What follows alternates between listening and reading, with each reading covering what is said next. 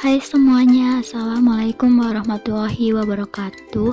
Saya Seha Luhinar Martin dari kelas Manajemen Keuangan Lanjutan semester 4 Pagi D, Universitas Pekalongan. Saya akan membahas tentang financial leverage yang berisi berupa penjelasan dan contoh dari 1. Break-even point, 2. Degree operating leverage, 3. Degree financial leverage, dan 4. Juga membahas degree combined leverage. Nah, di dalam manajemen keuangan, leverage adalah penggunaan aset dan sumber dana oleh perusahaan yang memiliki biaya tetap dengan maksud agar meningkatkan keuntungan potensial pemegang saham. Oleh karena itu, konsep operating dan financial leverage akan sangat bermanfaat untuk analisis, perencanaan, dan pengendalian keuangan. Pengertian leverage secara bahasa berarti pengungkit yang biasanya berguna untuk mengangkat beban yang berat. Dalam manajemen keuangan, leverage memiliki maksud yang semakna, yaitu penggunaan aset dan sumber dana yang memiliki biaya tetap dengan tujuan untuk meningkatkan keuntungan perusahaan. Dalam analisis keuangan, ada dua konsep leverage, yaitu pertama, leverage operasi atau disebut operating leverage, dan kedua, leverage keuangan atau disebut financial leverage. Selanjutnya, memasuki ke pembahasan yang pertama, yaitu break-even point.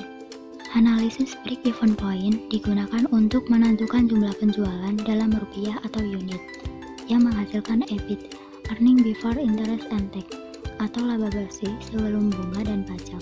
Dengan kata lain, break-even point adalah suatu titik yang menunjukkan tingkat penjualan yang menyebabkan perusahaan tidak untung dan juga tidak rugi.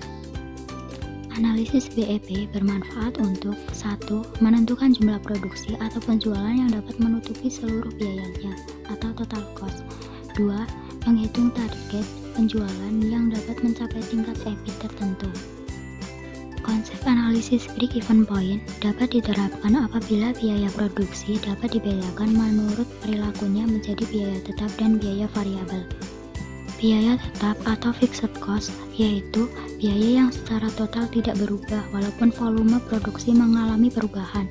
Contoh, biaya tetap diantaranya adalah gaji, biaya administrasi, biaya penyusutan aktiva tetap seperti bangunan dan mesin, biaya sewa dan lain sebagainya. Dan biaya variabel atau variable cost yaitu biaya yang secara total akan berubah-ubah secara proporsional dengan perubahan volume produksi. Contoh biaya variabel diantaranya adalah biaya bahan baku, biaya tenaga kerja langsung, biaya kemasan, dan lain-lain.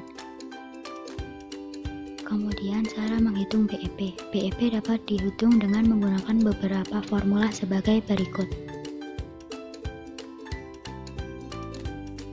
Berikut adalah contoh soal dari break-even point. PT GTN adalah perusahaan konveksi yang memproduksi celana. Pada tahun 2017, biaya tetap sebesar Rp100 juta per tahun, sedangkan biaya variabel sebesar Rp6.000 per potong celana. Sementara harga jual celana sebesar Rp10.000. Berapakah BEP dari PT GTN tersebut? Yuk, mari kita semua bersama. Diketahui biaya tetap sebesar Rp100 juta, biaya variabel sebesar Rp6.000, dan harga jual sebesar Rp10.000. Kemudian kita mencari BEP dalam unit. Rp100 juta dibagi Rp10.000 dikurangi Rp6.000, ditemukan 25.000 potong per tahun. Kemudian kita mencari BEP dalam rupiah. Rp100 juta dibagi 1 dikurangi Rp6.000 dibagi Rp10.000, ditemukan Rp250 juta. Pembuktian BEP. Penjualan Rp25.000 dikali Rp10.000 ditemukan Rp250 juta. Biaya variabel Rp25.000 dikali Rp6.000 ditemukan Rp150 juta. Dan biaya tetap ditemukan Rp100 juta. Kemudian biaya variabel dan biaya tetap dijumlahkan. Total biaya ditemukan Rp250 juta. Lalu penjualan dikurangi total biaya dan hasilnya adalah laba operasi atau EBIT sama dengan 0. Selanjutnya, pembahasan yang kedua, yaitu degree operating leverage. Degree operating leverage adalah rasio untuk mengukur tingkat kepekaan perubahan penjualan terhadap perubahan EBIT. Berikut contoh soal dan rumus dari degree operating leverage. Misal, PT GTN memiliki rencana penjualan dan RL tahun 2017 dengan skenario 1 dan 2 sebagai berikut.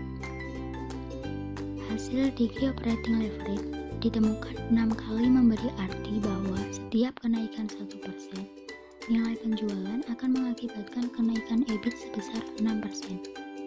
Demikian juga sebaliknya, bila penjualan turun 1%, maka EBIT akan turun sebesar 6%.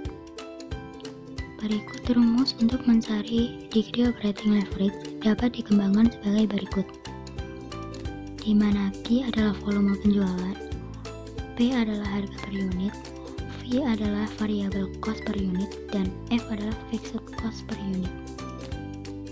Kemudian pembahasan yang ketiga yaitu leverage keuangan atau financial leverage. Leverage keuangan yaitu kebijakan pembelanjaan perusahaan, keputusan struktur modal atau penggunaan modal yang menyebabkan adanya beban tetap. Beban tetap dalam keputusan struktur modal yang dimaksud adalah bunga utang. Dengan demikian, leverage keuangan berarti kebijakan pembelanjaan dengan sumber dana utang yang menimbulkan adanya beban tetap atau bunga. Adanya beban tetap atau bunga akan berpengaruh terhadap laba bersih setelah pajak, earning after tax atau EAT. Oleh karena itu, melalui analisis leverage keuangan akan dapat digambarkan sebagaimana sensitivitas perubahan earning per share atau laba per lembar saham sebagai akibat perubahan earning before interest and tax atau laba operasi perusahaan. Leverage keuangan diukur dengan degree financial leverage yang dirumuskan sebagai berikut. Kemudian ada contoh soal dari leverage keuangan atau financial leverage. Berikut adalah 3 skenario berbagai tingkat laba operasi atau EBIT dengan berbagai alternatif sumber modal atau struktur modal dan kaitannya dengan EBIT serta degree financial leverage. Dengan menggunakan rumus DFL dapat dicari sebagai berikut. DFLA sama dengan 10 dikurangi 5 per 5 dibagi 40.000 dikurangi 20.000 per 20.000. Hasil sama dengan 1.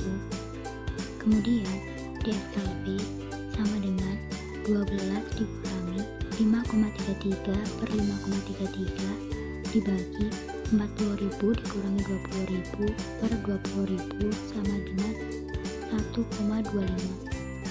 DFLC sama dengan 14,5,767 per 5,767 dibagi 40.000 dikurangi 20.000 per 20.000 sama dengan hasil 1,417. Dari contoh 3 skenario berikut menunjukkan bahwa semakin tinggi hutang leverage yang diikuti semakin tinggi perubahan EBIT, maka perubahan EPS akan makin tinggi pula sehingga DFL semakin tinggi. Ada pada skenario C. Kemudian pembahasan yang terakhir yaitu degree combined leverage. Tingkat pengaruh gabungan antara leverage operasi dan leverage keuangan dapat diukur dengan degree combined leverage. Berikut rumus dan contoh dari degree combined leverage. Dengan menggunakan contoh di atas, maka degree combined leverage dapat dicari melalui DCL sama dengan 30.000 dikali dalam kurung 10.000 rupiah dikurangi 6.000 rupiah, kemudian dibagi 30.000 rupiah dikali dalam kurung 10.000 rupiah dikurangi 6.000 rupiah dikurangi 100.000 rupiah lalu dikurangi 4.000 rupiah.